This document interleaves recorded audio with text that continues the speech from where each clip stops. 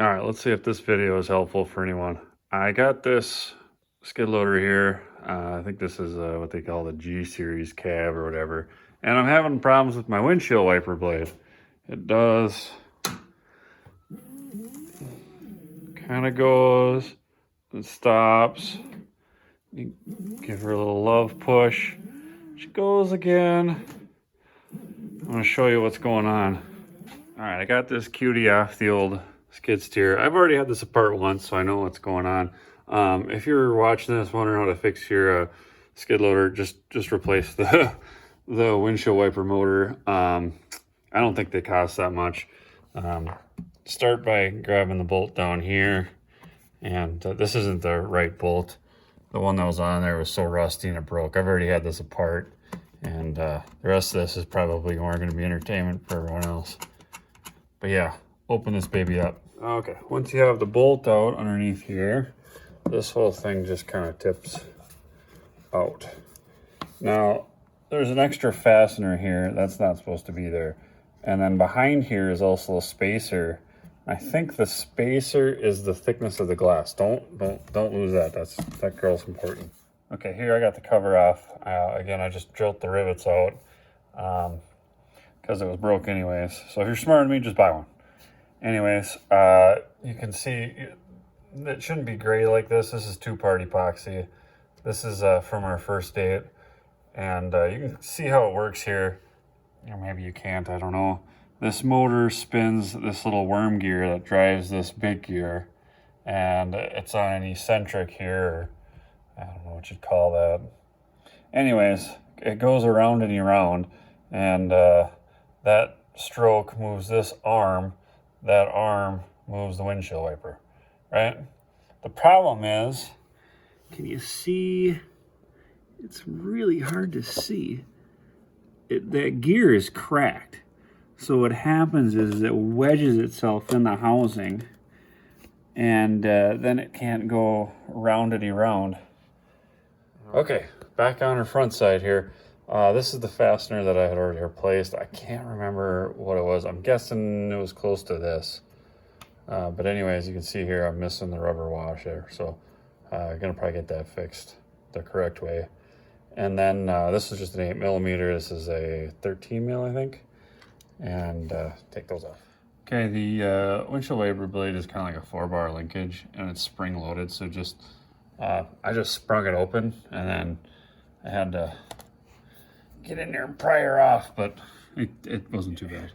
So then, like super skookum.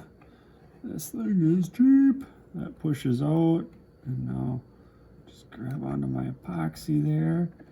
And there's my gear. That is impressive. A note to self. This is how it was. Rubber gasket on this side. That little thing there is a spacer. And then a rubber gasket on this side with that nut, but the nut was on the far side of the glass.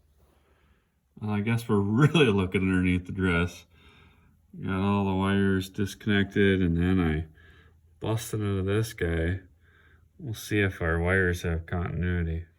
All right, I've spent the better part of 20 minutes trying to figure this out, and I still can't figure it out. I don't understand what these little contactors are in this housing for. I mean, I get that they're a position of some sort or something like that, but it makes no difference how I give it power. It doesn't do any different. All right, here I'm going to show you the gears here.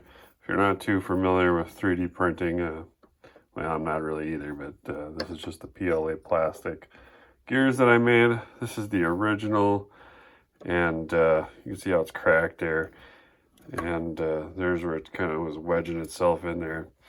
I didn't do anything really fancy. I just measured the diameters. I did it all with a caliper and counted the teeth. This was my first go at it. If you look,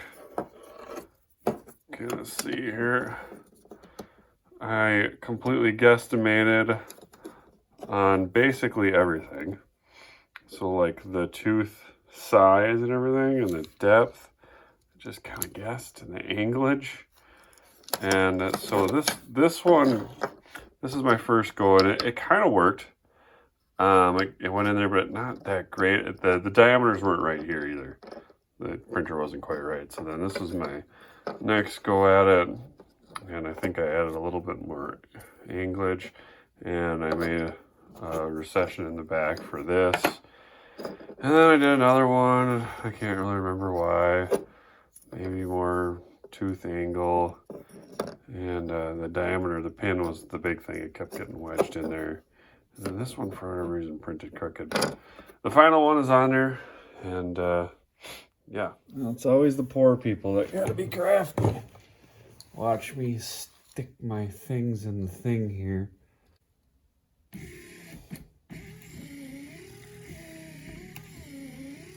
I'm not sure if I talked about this, but I drilled the rivets out with like a tiny little drill bit. And these I just screwed self-tappers in. I don't even think I used a drill bit, but these are on the outside of the casing. This plastic thing, I think, is actually like a thrust plate. So it being tight is important. Unless, I could be missing parts on the other side of the wiper though too.